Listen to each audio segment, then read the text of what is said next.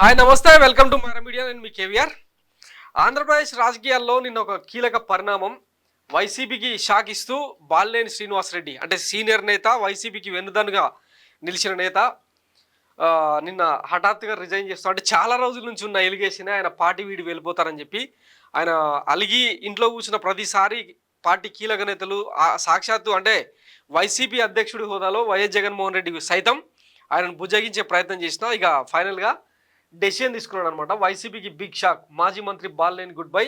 ఫలించని జగన్ సజ్జల బుజ్జగింపులు. మంత్రి పదవిని వదులుకొని ఆనాడు వైసీపీలో చేరిన బాలినేని శ్రీనివాసరెడ్డి కానీ మంత్రిగా పూర్తి కాలం ఛాన్స్ ఇవ్వని జగన్. సీట్ల కేటాయింపులో ఇద్దరి మధ్య తకరారు. ప్రకాశం జిల్లా అధ్యక్ష పదవి పైన విభేదాలు. జగన్ చాలా తప్పులు చేశాడు, ఇంకా మారలేదు అని చెప్పి నిన్న బాలినేని ఒక లేఖ కూడా రాసిండు. ఇవాళ పవన్ కళ్యాణ్ సమక్షంలో ఆయన జనసేనలో చేరడం ఖాయమైపోయిందనమాట.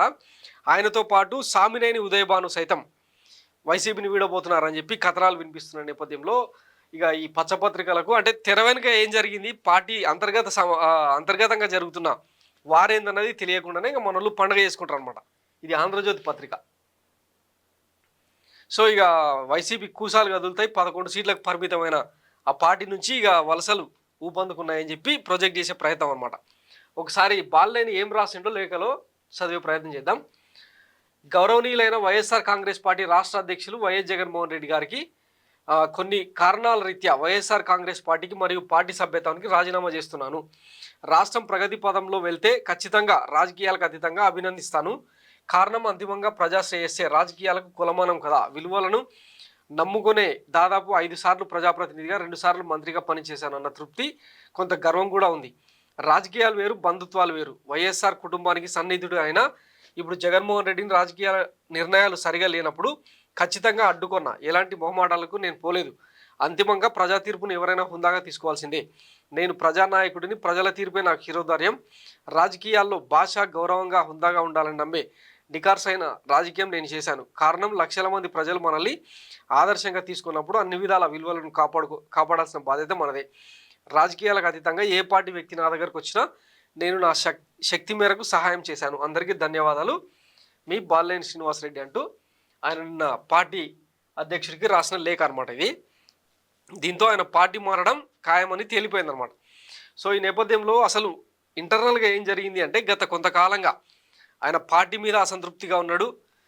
గతంలోనే అంటే ఆయన మంత్రి పదవి నుంచి వైఎస్ జగన్మోహన్ రెడ్డి తీసుకున్న పాలసీ అనమాట అది. 2.5 ఏళ్ల పాటు ఒకరికి, మిగతా 2.5 ఏళ్ల పాటు ఇంకొకరికి అన్నట్టు మొత్తం మంత్రివర్గాన్ని అంతా షఫ్లింగ్ చేసిన సంగతి తెలిసిందే కదా. ఆ తర్వాత అంటే ఎన్నికల సమయంలో కీలకమైన నేతలందరూ కూడా ఇన్ఛార్జీలుగా బాధ్యతలు నిర్వహిస్తూ పార్టీని బలోపేతం చేయాలన్న నిర్ణయంలో భాగంగా ఆయనను మంత్రి పదవి నుంచి తప్పించారనమాట. అదే అప్పట్లో జరిగిన వ్యవహారం. ఇక అక్కడి నుంచి మొదలైన అసంతృప్తి ఇప్పుడు పార్టీ వీడేదాకా వచ్చిందనమాట.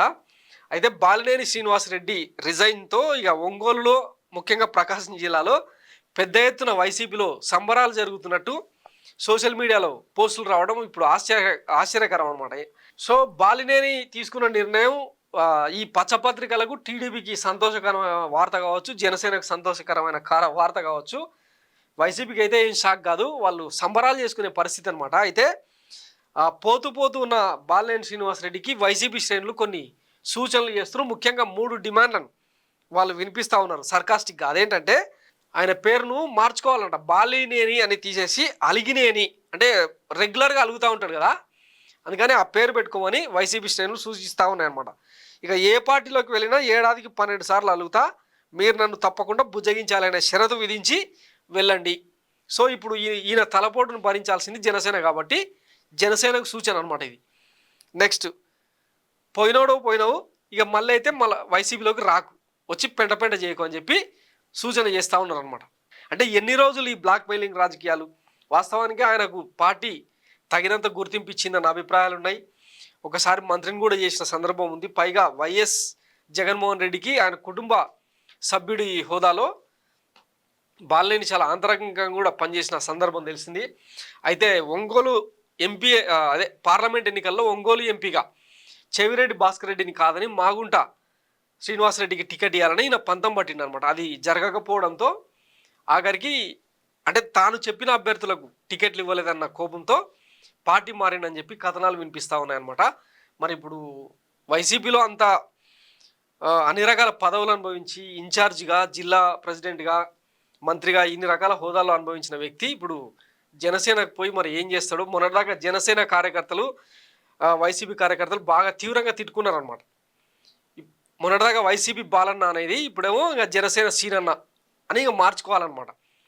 జనసేన నాయకులు ఎట్లా జీర్ణించుకుంటారు? వాళ్ళది యాక్చువల్‌గా ఖాళీగా ఉన్న పార్టీ కాబట్టి బాలినేని శ్రీనివాసరెడ్డి వెళ్తే కూడా పెద్దగా నష్టమేం లేదు, పైగా లాభమే.